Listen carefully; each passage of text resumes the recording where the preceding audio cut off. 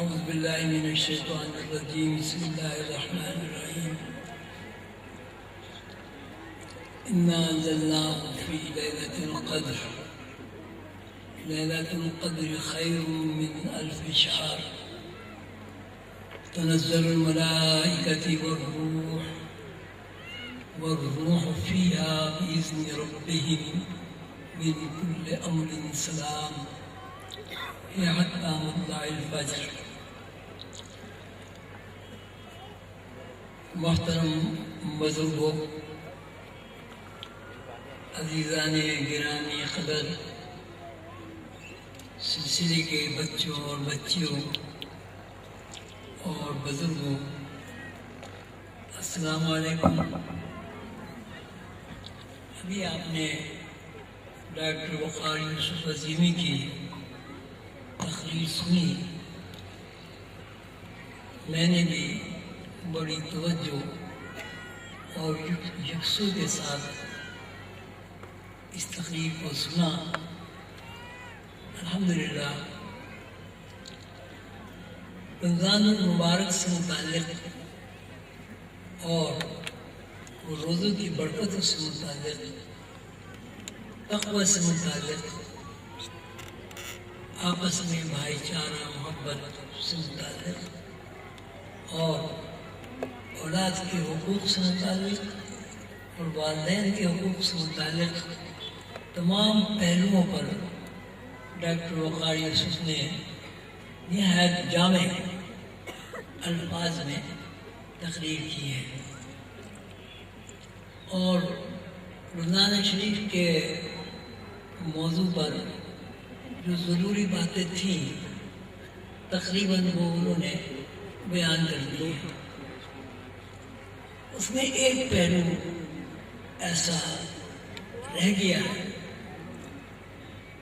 جو انسانی ذات سے متعلق ہے۔ انسانی ذات سے مراد میری یہ ہے کہ ایک تو انسان ہے، آدمی ہے۔ ایک آدمی ایسا ہے کہ اس کے اندر سے حرکت ختم ہو جاتی ہے، روح نکل جاتی ہے، لیکن روح نکلنے کے بعد جسم میں کوئی تبدیلی واقع نہیں ہوتی۔ فوری طور پر جسم میں کوئی تبدیلی واقع نہیں ہوتی۔ ہاتھ بھی اسی طرح رہتے ہیں، پیر بھی اسی طرح رہتے ہیں، چہرے میں بھی کوئی تبدیلی واقع نہیں ہوتی، جسم بھی خراب نہیں ہوتا، اس کے لیے بھی وقت چاہیے۔ تو ایک سوال یہ سامنے آتا ہے، ہر شخص جو صاحب عقل و شعور ہے اس کے ذہن میں یہ سوال ضرور آتا ہے کہ ایک چلتا پھرتا آدمی بے حس و حرکت کیسے ہو گیا؟ ایک سوال ہے کہ آدمی چل رہا ہے، پھر رہا ہے، باتیں کر رہا ہے، اسے انجیکشن چبھانے کا احساس ہوتا ہے، انجیکشن کی سوئی لگے تو وہ چبھتی ہے، لیکن کوئی ایسا واقعہ پیش آ جاتا ہے یا نہیں، کوئی ایسی چیز انسان کے اندر سے نکل جاتی ہے کہ انسان کے اندر کسی بھی قسم کی کوئی حرکت نہیں رہتی۔ یہ بڑا ایک سوالیہ نشان ہے، وہ کیا چیز ہے جو انسان کے اندر سے نکل گئی؟ اس کے آپ حلق میں پانی ڈالیں وہ پانی نہیں اندر اترتا، اس کے سوئی چبھائیں تو سوئی کے چبھنے کا احساس نہیں ہوتا، اور سوئی کے انجیکشن وہ کارآمد نہیں ہوتا۔ کیا کیا ہوا اس جسم کے ساتھ؟ جسم میں کوئی تبدیلی واقع نہیں ہوئی، اچھا بول نہیں سکتا، اس کے اگر ضرب لگائی جائے، چوٹ لگائی جائے، اگر وہ زندہ ہوتا ہے تو وہ اس کو چلاتا ہے، چیختا ہے، مقابلہ کرتا ہے، لیکن اب دیکھیے اس کو جلا دیں، یہ ہندو لوگ ہیں اس کو جلا دیتے ہیں۔ کبھی کوئی ایسا واقعہ پیش نہیں آیا کہ بندہ اٹھ کے بیٹھ گیا ہوگا بھائی تم مجھے کیوں جلا رہے ہو؟ اسلام میں دبانا قبر کے اندر ایک عمل ہے. آج تک لاکھوں کروڑوں سال ہو گئے کبھی یہ نہیں سننے میں آیا کہ کوئی آدمی نے کہا ہو کہ بھائی یہ مجھے کہاں گڈھے میں ڈال کے جا رہا ہے, منو مٹی اوپر رکھ کے جا رہے ہیں. اس کا مطلب یہ ہوا کہ اصل چیز جو ہے وہ جسم نہیں ہے. اصل چیز اگر جسم میں ہوتی تو اس کا کچھ تو رد عمل ہوتا. کوئی رد عمل نہ ہونے کا مطلب سیدھا سیدھا یہ ہے کہ اصل چیز جسم مادی جسم نہیں ہے. اصل چیز کچھ اور ہے جو مادی جسم کو یہ شعور بخشتا ہے, یہ احساس اس کو مہیا کرتا ہے کہ بھائی میری سوئی تم نے کیوں چبائی, میں نے تمہارا کیا بگاڑا. ایسا ہوتا ہے نا یہ ایک زندہ آدمی کی آپ سوئی چبوئے, دیکھیے بھائی کیا مطلب ہے, بھائی تم نے میری سوئی کیوں چبوئی. یا کسی نے کوئی لاٹھی مار دی سر پہ, کہا بھائی عجیب آدمی سر پہ لاٹھی مار دی, اور جناب وہ عدالت میں چلے جائیں گے, مقدمہ چل جائے گا اور سزا ہو جائے گی. لیکن ایک ایسا وقت آتا ہے کہ جسم کے اندر کوئی تبدیلی واقع نہیں ہوتی. جسم موجود ہے لیکن اب اس جسم کو آپ کاٹ دیجئے, اس جسم کو آپ جلا دیجئے, اس جسم کو آپ دبا دیجئے, اس جسم کو آپ پیر میں رسی ڈال کے سڑک پر گھسیٹیے, اس کی اپنی طرف سے کوئی مدافعت نہیں ہوتی. تو یہ سوال ہے آپ سب لوگوں سے کہ مدافعت کیوں نہیں ہوتی, کیوں نہیں ہوتی بھائی مدافعت؟ سوال ہے آپ لوگوں سے, مدافعت کیوں نہیں ہوتی؟ روح نکل جاتی ہے. جب تک آدمی کے اندر روح رہتی ہے اس کے اندر قوت مدافعت ہوتی ہے. مثلا آدمی سوتا ہے, سونے میں بھی یہ کہتے ہیں سوتا مرا برابر, اس میں سے بھی کہتے ہیں روح کا تعلق اس طرح کا نہیں رہتا جس طرح کا بیداری میں ہوتا ہے. لیکن سونے کی حالت میں بھی کوئی آدمی آپ نے سوئی چبوئے تو فوراً آپ کی آنکھ کھل جائے گی, بھائی یہ کیا بدتمیزی ہے بھائی. اس کا مطلب یہ ہوا کہ یہ ہمارا جو مادی جسم ہے یہ ایک موٹر کار کی طرح ہے. موٹر کار میں اگر پیٹرول ہوگا تو گاڑی چلے گی, پیٹرول نہیں ہوگا گاڑی نہیں چلے گی. تو اسی صورت سے ہمارا یہ جسم ہے, اگر اس کے اندر روح ہے تو جسم میں حرکت ہوگی, روح نہیں ہے تو جسم میں حرکت نہیں ہوگی. تو میرا آپ حضرات سے یہ سوال ہے کہ اصل چیز ہماری مادی جسم ہے یا اصل چیز مادی جسم کو حرکت میں رکھنے والی ہستی ہے؟ اصل چیز کون سی ہے؟ زور سے بولے بھائی. روح ہے نا, تو ہم پھر کیا ہو گئے؟ اصل تو روح ہو گئی, پھر اب ہم کیا ہو گئے؟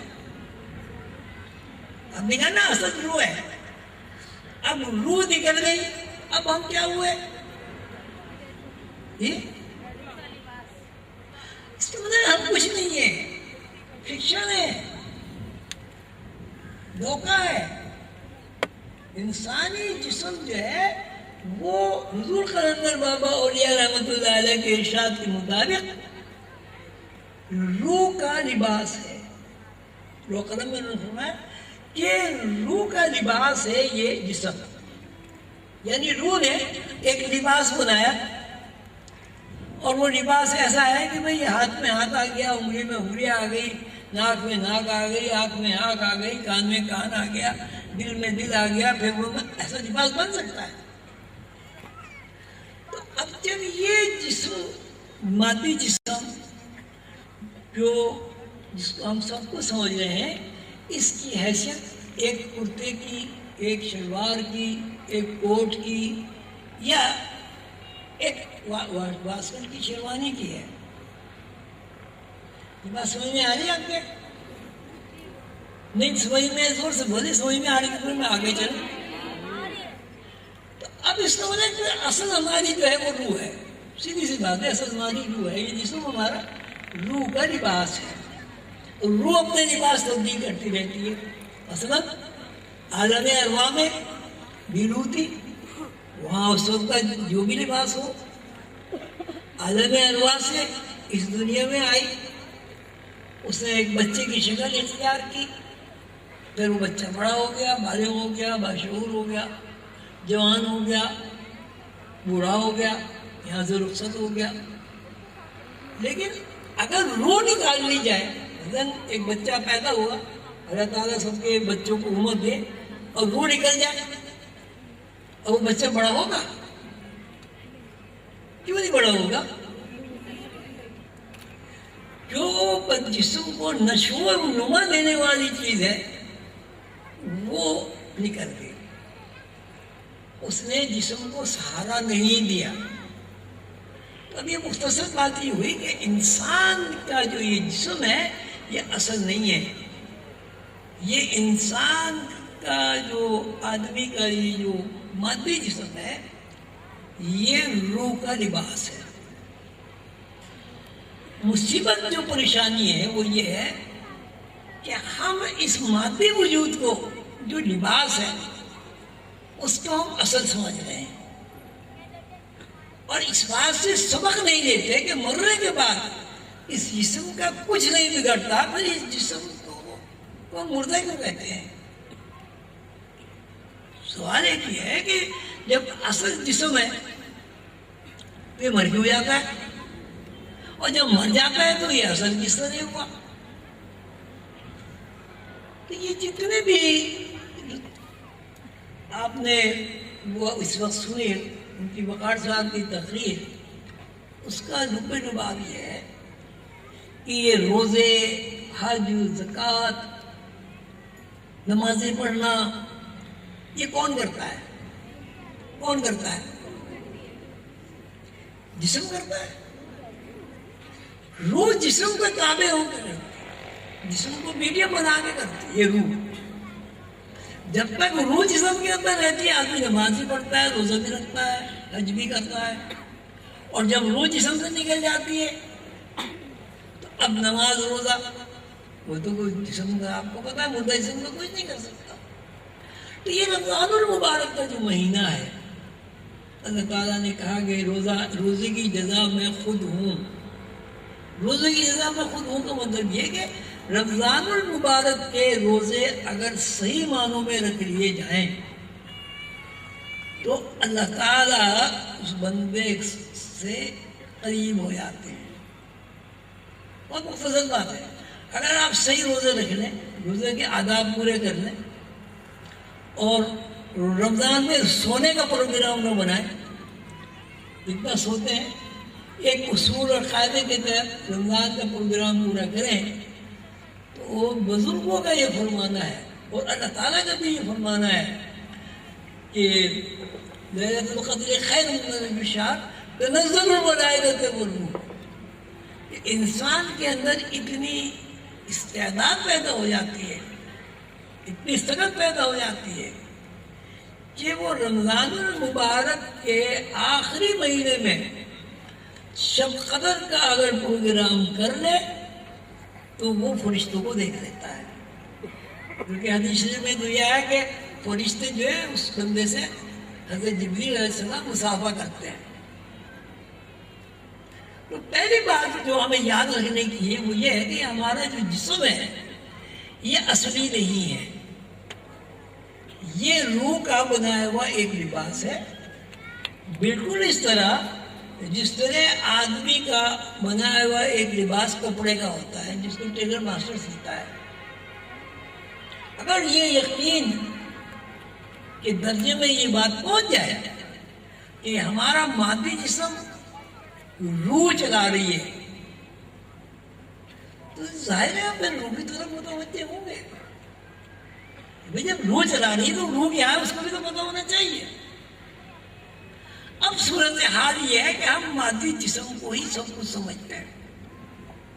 بس یہی سب سے بڑا جو ہے نا نقصان کی بات ہے، اور یہ سب سے بڑی خرابی اور پریشانی ہے کہ ہم اس مادی جسم کو سمجھتے ہیں کہ یہ اصلی ہے. حالانکہ ہمارا تجربہ ہے کہ جب ہم قبر میں جسم کو دفن کر دیتے ہیں تو کچھ عرصے کے بعد اگر ہم قبر کھولتے ہیں تو وہاں جسم نہیں ہوتا، ہڈیاں ملتی ہیں، اور کچھ تھوڑا اور وقت گزر جائے تو ہڈیاں بھی نہیں ملتی. اگر مسلمان کا اس بات پر یقین کامل ہو جائے کہ یہ مادی جسم روح کا لباس ہے اور میری اصل جو ہے وہ روح ہے، تو سارا مسئلہ حل ہو جائے گا. اور انشاءاللہ لوگوں کے اندر ہی جو بد اخلاقیاں، پریشانیاں، ظلم، یہ وہ، اس سے سب سے آلودہ ذہن رکھ جائے گا. اور چونکہ یہ بات ذرا غور سے سنیے گا، میں ختم کر رہا ہوں. چونکہ روح ازل میں اللہ کو دیکھ چکی ہے. اللہ تعالیٰ نے فرمایا الستو بربکم، کیا میں تمہارا رب نہیں ہوں؟ تو روح نے کہا قالوا بلی، جی ہاں وہ ہمارے رب ہیں. اس کا واضح مطلب یہ ہے کہ روح اللہ کو دیکھ چکی ہے. ازل میں روح اللہ کو دیکھ چکی ہے. نہ صرف دیکھ چکی ہے بلکہ اللہ کو دیکھ کے اللہ کی ربوبیت کا اقرار بھی کر چکی ہے. اللہ تعالیٰ کی آواز بھی سن چکی ہے. اب روح اللہ کی آواز بھی سن چکی ہے، اللہ کو دیکھ بھی چکی ہے. اب اس مادی وجود کے اندر رہتے ہوئے روح کیوں نہیں دیکھتی؟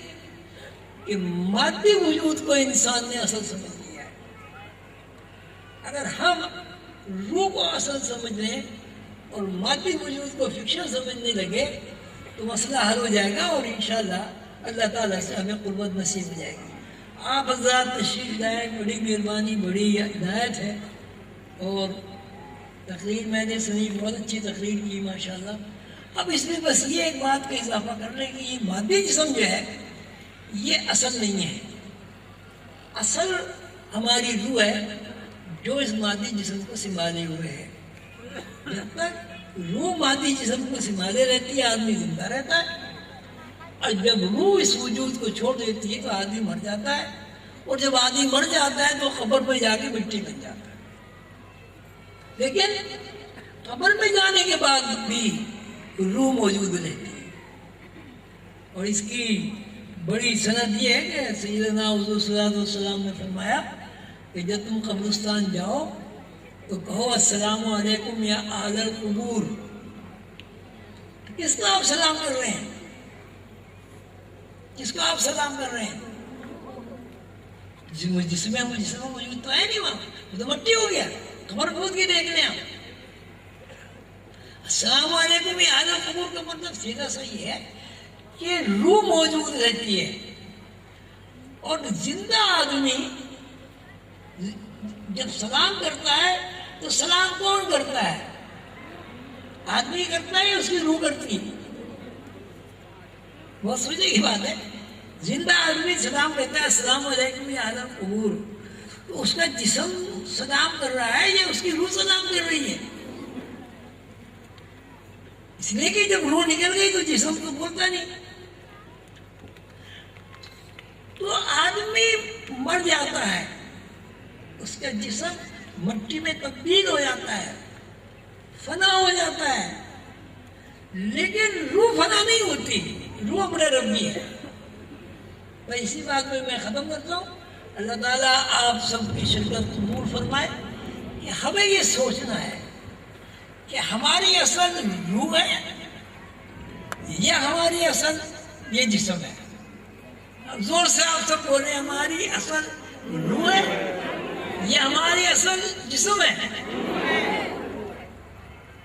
اب اتنی سی میں نے بات عرض کی تھی. باقی جو باتیں تھیں ضروری رمضان شریف سے متعلق، آپ کے رمضان کے برکات سے متعلق، سیدنا حضور صلی اللہ علیہ وسلم اور اللہ تعالیٰ سے متعلق، وہ ڈاکٹر وقار یوسف نے ماشاءاللہ اتنی اچھی طرح بیان کر دیا ہے کہ آپ کو پتہ نہیں زیادہ سمجھ جاؤں گا، میں بھی تھوڑا تھوڑا سمجھ گیا ہوں.